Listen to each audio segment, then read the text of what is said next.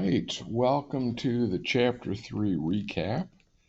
I'll try to make this quick, but these are the main points that you need to know in Chapter 3, which is our introduction to derivatives. So first off, let's define a derivative. The derivative of a function f is defined as the limit as h goes to 0 of f of x plus h minus f of x, all divided by h. And if you just think of a function, there's x, there's another point at x plus h, and what we're doing is we're moving that closer and closer and closer. We're taking that limit. And we use this if we don't have a shortcut. So if you have a shortcut like a power rule, you don't have to use the definition of derivative unless specifically asked to for the purposes of a math class or a math test. What do we mean when we say a differentiable function? A function is differentiable. And of course, my principal decides to make a big announcement about a whole bunch of meetings right in the middle of my video. I could cut this out, but I probably won't. There we go.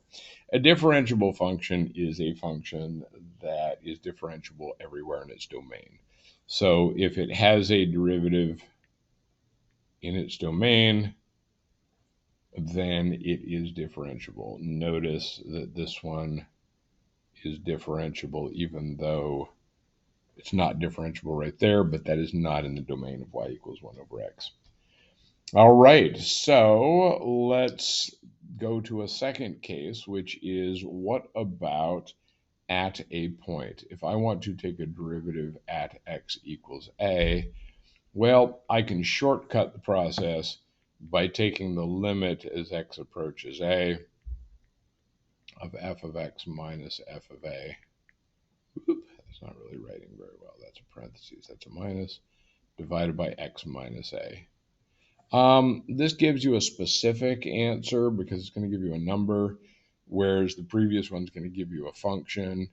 If you just need a quick number or if the function's complicated, this can be easier. Let's talk about graphing. And when we talk about graphing, we're going back and forth between derivatives of graphs of functions and graphs of derivatives. Sometimes it's easier to collect derivative data than it is to collect function data. For example, if you're in an airplane, you can collect airspeed data. Not very easy to collect position data. But if you know where you started and you know your airspeed, you can calculate position. So when we're looking at this, there's a few things we need to think about. If we're looking at a graph of a function, we know that the function is increasing here, so the derivative is greater than 0. It's decreasing here, the derivative is less than 0. And it has a maximum or a minimum, the derivative is equal to 0 because it flattens out. If we're looking at the graph of the derivative, well, what I've got going on here is that my function is increasing, my function is decreasing, and my function is not changing, derivative equal to 0, which means that that is a max or a min, depending on which direction the curve's going. What do I do if I'm working with data? Is I just look at nearby points. So let's say I've got 3 data points and I want to know what's the approximate rate of change at 5 of this function. Well, I can just use these 2 points and approximate it, because if I look at this function, which is not linear, and I say, well, the rate of change here is about the average rate of change right there. So 17 minus 12 divided by 8 minus 3, that's an average rate of change, AROC, we abbreviate that. And then finally, in the derivatives section, we can have one-sided derivatives. And the reason we'd have a one-sided derivative is I want to know what's happening here at this point, which is undefined. The limit as x approaches h from below This is a left-hand derivative. The limit as x approaches h from above, this is a right-hand derivative. And of course, we've talked about the idea that the limit does not exist unless these two are equal. And if the limit does not exist, then the derivative does not exist from both sides. We also occasionally talk about one-sided derivatives to see, well, what happens at the end of a function? Can I take the derivative as I approach that? But of course, I can't have a derivative at that point. Okay, let's talk about derivatives that fail to exist. We could have a corner, y equals absolute value of x. There's no derivative here because the derivative from this side and the derivative from this side are different. This is negative, this is positive. We could have a cusp, which is where the derivatives approach infinity. It's not just that they're different, it's that they're different but not in a finite way. So these are finite values for y equals absolute x. We've got slope of -1, slope of +1, but here we've got infinite slopes. A jump, the derivative does not exist at that point because it's the functions don't come together. And an infinite, and the cube root of x is a good example. This is what cube root of x looks like. This is called an infinite, a failure to exist. Oh, and this was a jump, discontinuity, and the derivative fails to exist at that point of that jump. How do I calculate numerical derivatives on the calculator? Enter, what it used to say in the old calculator, stands for numerical derivative. And basically, Math 8 on the new TI 8384 calculators. On the TIs, then it looks like this.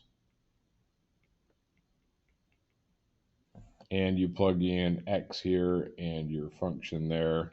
Or you can put y1 if you've got your function in your equation editor.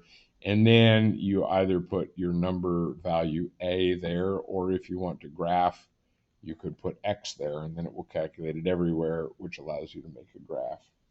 Want to be a little bit careful because the numerical derivative says let's move 1,000th to the right, and let's move 1,000th to the left.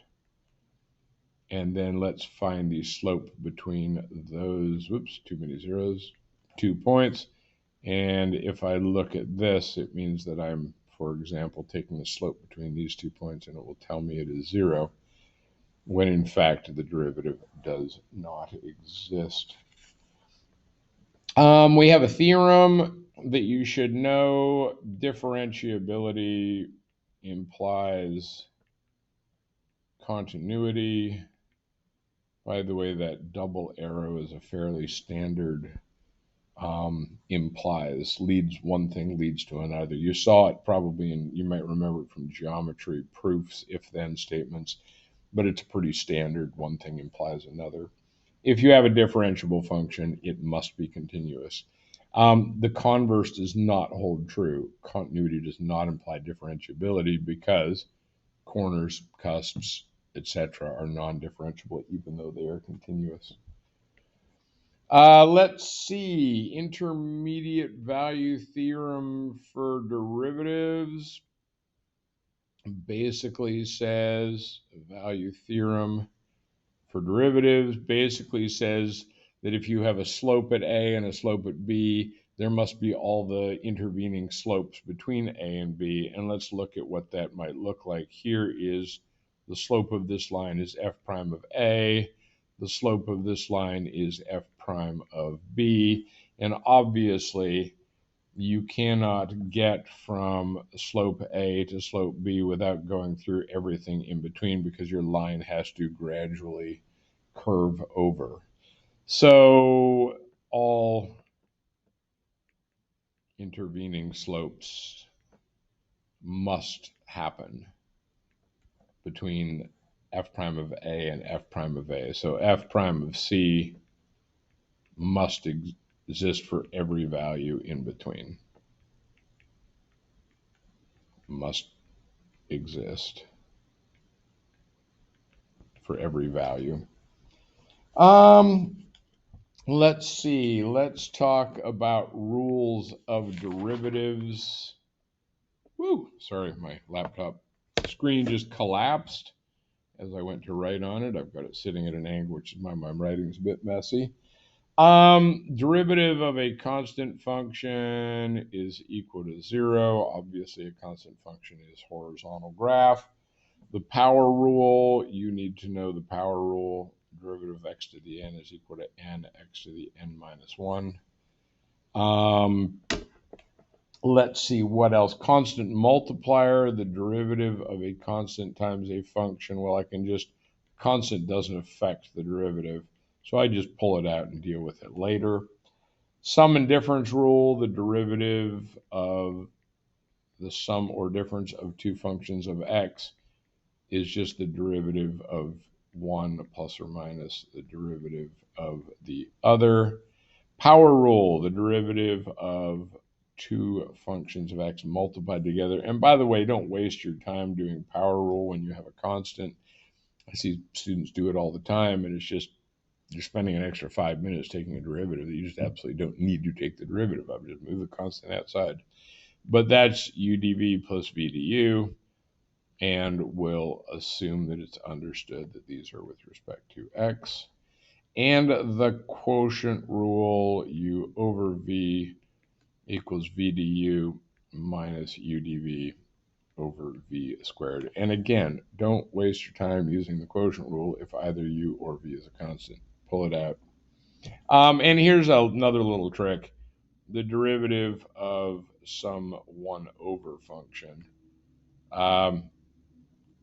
And especially right now deals with powers of x. Just remember that is a negative power, and so then that makes life a little bit easier.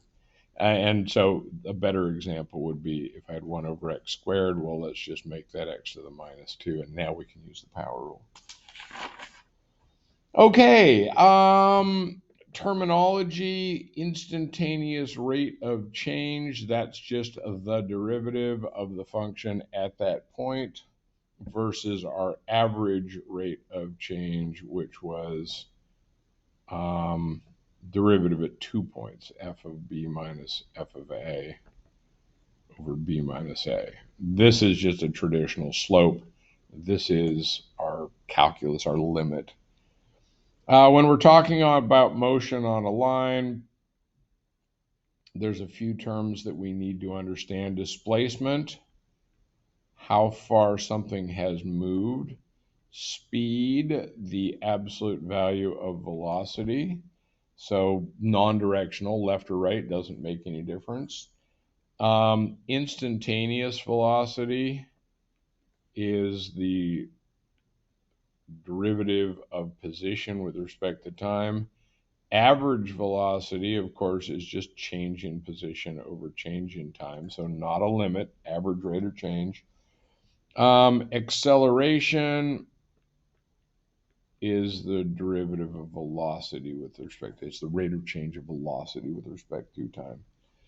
And free fall constants, 9.8 meters per second squared and 32 feet per second squared.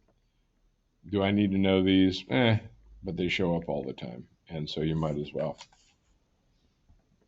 We talked about an application, which is marginals.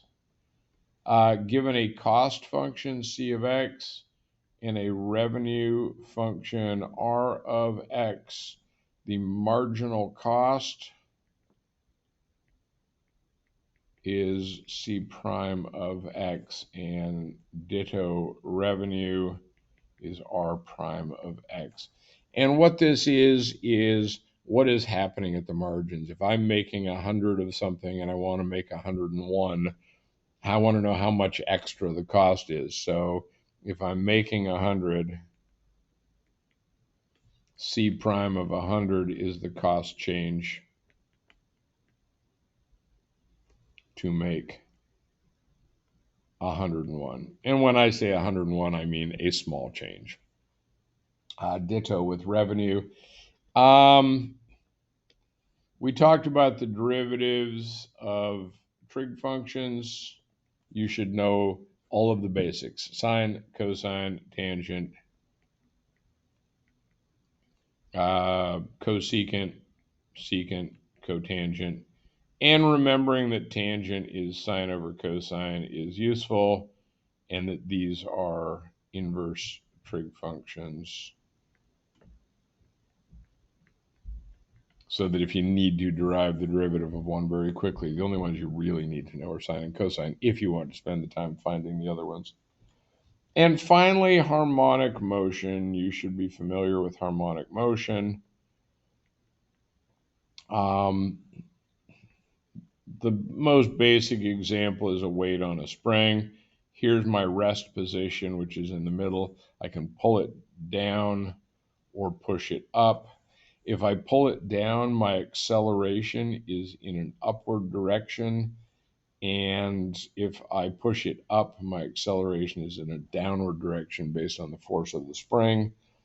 And keeping in mind that if velocity is positive up, that my speed is increasing if velocity and acceleration are in the same direction. My speed is decreasing if velocity and acceleration are in opposite directions. And then, of course, you can also have the same analysis when velocity is going down. And I don't want to write all over this again, but acceleration down, velocity down, speed increasing in a downward direction, velocity down, acceleration up, speed decreasing as it moves downward. Okay, that's chapter 3. That's everything you need to know. This was a relatively long video since I try to keep my videos to 5 to 7 minutes, but there was a lot of stuff in this chapter. To keep this in mind, you might start making your note card and or, well, when you go to make your note card, just come back and run through this video again, and you now know what you need. Thanks for watching, and hopefully you learned something or found this useful.